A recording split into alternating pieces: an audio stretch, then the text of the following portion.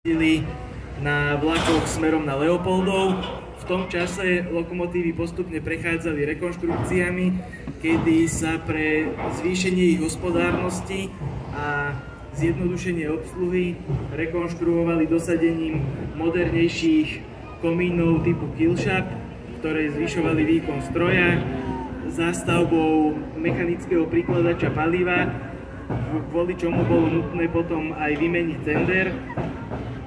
Tento mechanický prekladač výrazne uľahčil prácu lokomotívnej čate, pretože ide o lokomotívu veľmi pažravú a dokázala bez problémov za jednu jazdu rýchlika spapať 10 tón uhlia.